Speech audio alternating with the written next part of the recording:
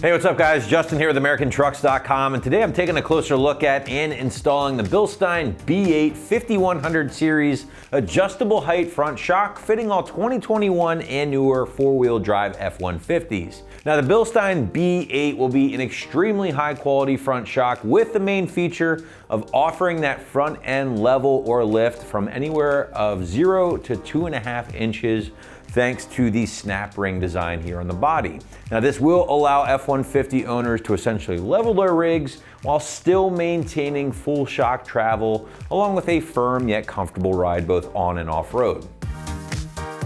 So ever since I can remember, the 5100 series damper from Bilstein was one of the go-to options for truck owners out there who were after a moderately priced, high-quality damper to replace a stock set of components and help deliver things like ride quality handling and off-road performance. Now the B8 series 5100 that we have here today will specifically be the ride height adjustable option, and that is going to give owners the ability to level or lift the front of their truck anywhere from 0 to 2.5 inches, again thanks to that snap ring design. Allowing you to run up to 33-inch tires. Now this will give F-150 owners out there a couple of different options. For instance, if you're the type of owner who prefers that factory kind of nose down rake for the benefits of towing, well then obviously you can install the shock here without adjusting the ring, and that will give you basically a factory ride height up front. On the other hand, if you're the type of owner who prefers more of that leveled look, maybe get some bigger wheels and tires up front, well this will allow you to achieve that as well thanks to the adjustability with the snap ring design. Now I also have to say this is still going to maintain full shock travel and full shock performance even at that 2.5 inches of leveling, which is something you can't always say when installing a similar size puck style spacer on the top of your factory coilovers. Now moving into construction here guys, and the build quality is going to be completely on point from the USA made components as we've kind of come to expect from Bilstein over the years. Now the shock itself is going to feature a 46mm monotube design along with the gas charge in that silver zinc coated stainless body. Now the Bilsteins do also feature the company's patented digressive valving technology, which basically allow this thing to rapidly change with surface conditions, making for a smoother, more predictable ride both on and off road. Now this option will reuse your factory front spring, so just keep that in mind, and it will be a direct replacement for your factory shocks. Also keep in mind here guys, these things are sold individually, so if you're looking to knock out the entire front end at once, obviously you're just going to need to purchase two at the same time here when you're checking out on the site. Now pricing for the single Bilstein will land right around 200 bucks, give or take guys. Well, I would say right in line with other similar options on the site from companies like Fox and Eibach. Now that might be a little bit more money than those puck style leveling kits that you might find here on the site, but you have to factor in things like ride quality, build quality, and the adjustability with the Bilstein. All make this worth it in my humble opinion. Now shifting gears, let's get into the install guys, and the site's going to call this one a solid 2 out of 3 wrenches on the difficulty meter, taking you at least an hour to complete from start to finish per side. But now let's throw things out to the shop for our detailed walkthrough and tool breakdown. For this install you will need air and electric impacts, a long extension, an adapter if necessary, 3/8 swivel socket, 18, 19, and 27mm sockets, 18mm ratchet wrench, 18 and 21mm wrenches, a pair of clip pliers, a small hammer, various size pry bars, and also not shown here is a spring compressor, as well as a pole jack or a jack and jack stands. What's up guys, today we're going to be doing some front shocks on our F-150, so let's get started. Alrighty guys, so we've got the truck in the air, we've got the front wheels off, and the first thing we're going to do, we're going to need to get our strut assembly out. So we're going to come to the top mounting point here and going to loosen up the 3 mounting nuts on the studs here. We're not going to fully remove them yet, we're just going to bust them loose. So you do have this little kind of connector thing for your harness here that you will need to pop off of this stud. Literally just comes right off. And you've got 3 mounting nuts here. So we'll go ahead and grab our 18mm ratcheting wrench and loosen these up.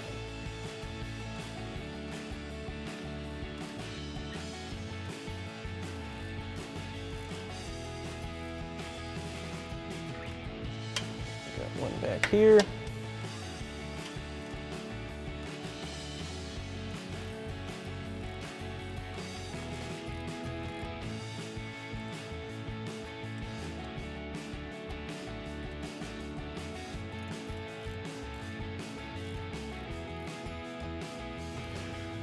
All right, now that we've got these 3 loose, we'll come down to the bottom of our strut and start working on the mounting points down here. Now we're gonna come down here and remove the 2 nuts on our mounting studs for our strut assembly. So again, we'll grab our 18mm socket on our impact and run these off.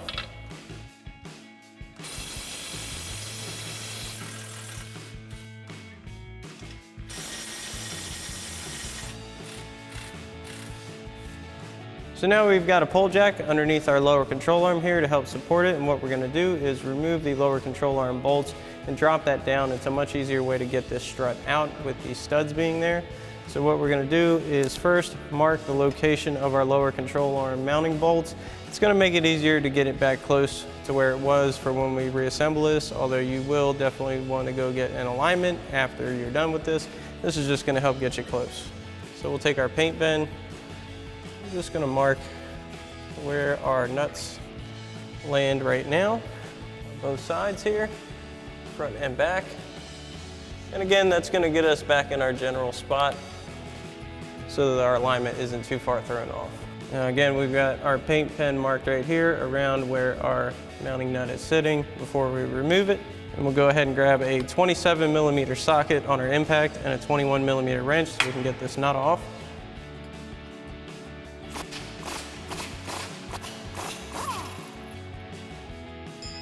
Go ahead and remove our mounting bolt. And we'll go ahead and do the same thing for our rear mounting bolt.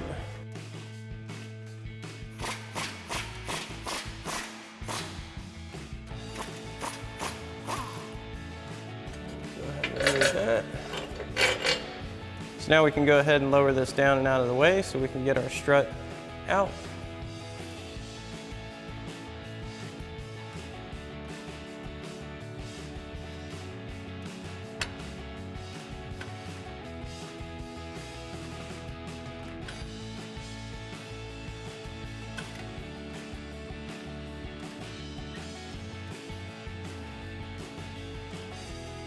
So now we can come back up to the top here. We'll support our strut, fully remove these mounting nuts, and drop our strut out from the bottom.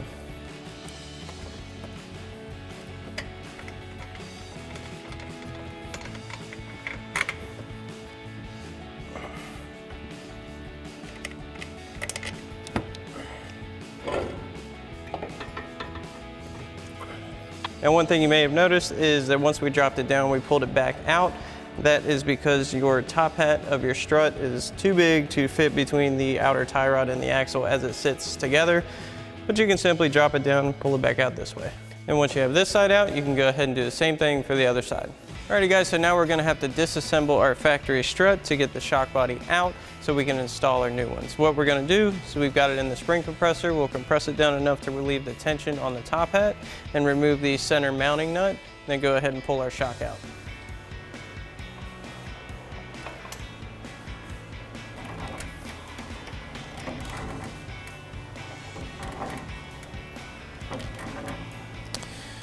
Now we also have this little cap on our stud we'll need to remove.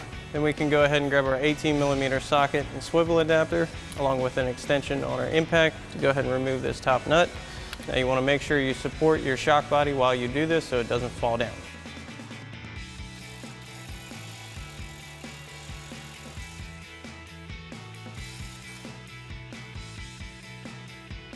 So now that we have our shock body out, we're gonna need to throw it in the vise so we can get our factory spring seat off. Now we're gonna have to remove this little cap here before we do that, as well as our factory bump stop.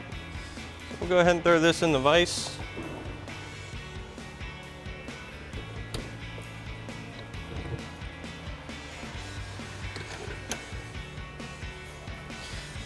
Now when you're putting a shock in a vise, you only want to grip the base where it mounts. You do not want to grip the shock body. That could cause detrimental failure, and no one wants that.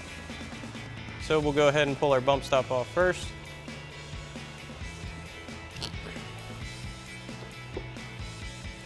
Then we're going to have to remove this cap in order to get our seat off. So we've got a small pry bar or a flat chisel will work. We're just going to tap at the little recessed points here.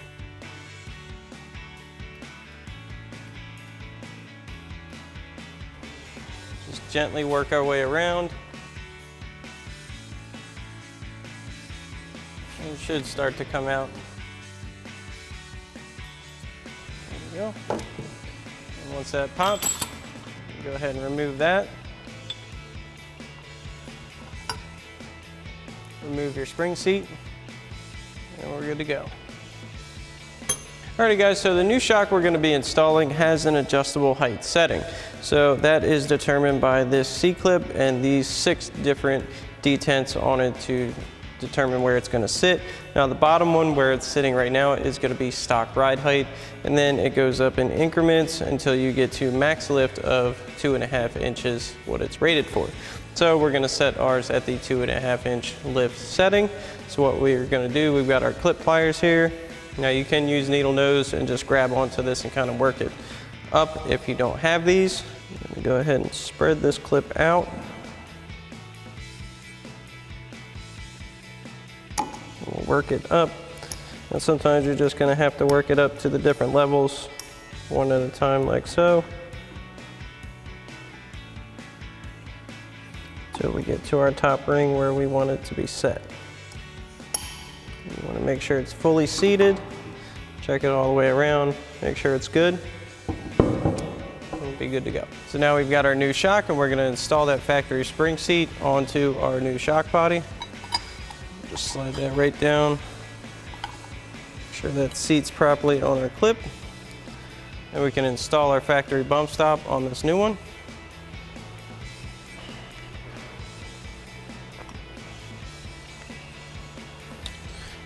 Then we're going to go ahead and get our shock body into our spring and top hat and install our new washer and 19mm nut up top.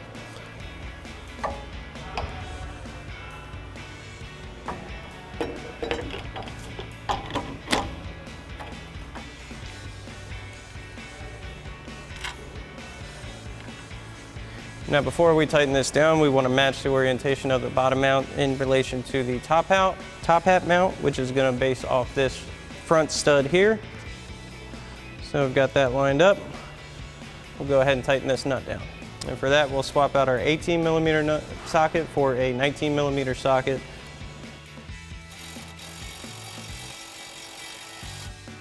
Now we'll decompress our spring, and we're ready to get this back on the truck.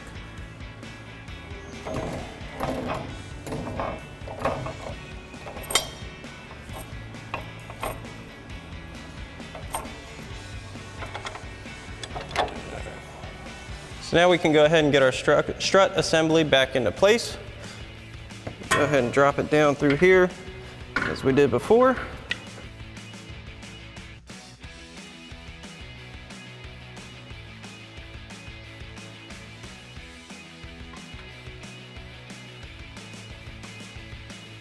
Get it up into place here. And we'll loosely install one of our nuts.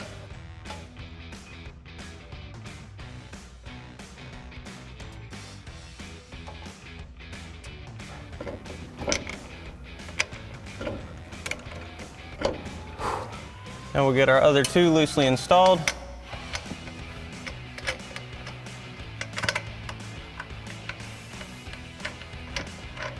Now we can get our lower control arm back into position, get our bolts reinstalled. So for that, we'll go ahead. We may have to move our hub a little bit.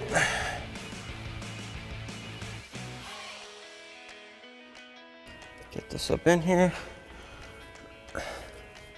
Make sure your strut is in the seating cup.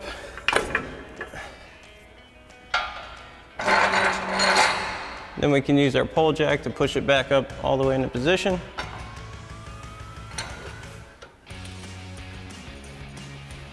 Now before we get our lower control arm all the way back in position, we'll go ahead and grab our provided lower mounting bolts for our strut assembly. Go ahead and get those in place. So now we'll get our rear lower control arm bolt in, followed by our front one.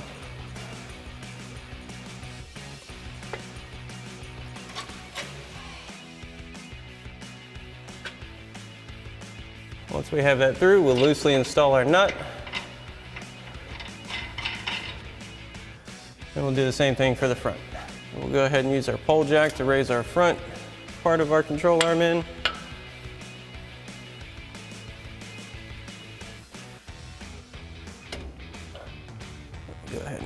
it in place. Now it's going to be a little difficult to get this front arm in, so we've got our pry bar here wedged up in there. I'm just going to give it a little motivation to come forward towards us. And we can go ahead and get our bolt installed.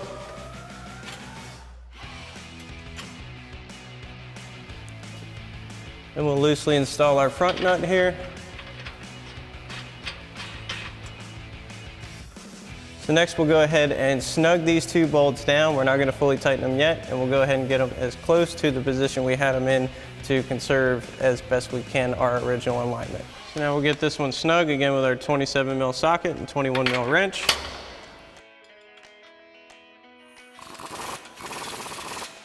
So now we use our pry bar. We've got it persuaded over back to pretty much its original spot. We'll go ahead and fully tighten it down.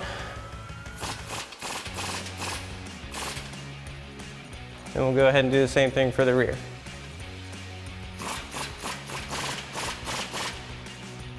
Now we'll go ahead and install our nuts for our bottom mounting bolts here on our strut.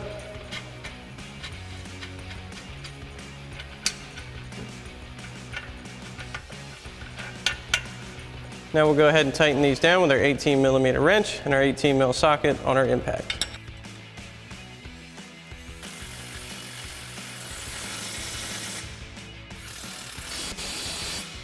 And we can go ahead and fully tighten down our top mounting nuts again with our 18mm ratchet wrench.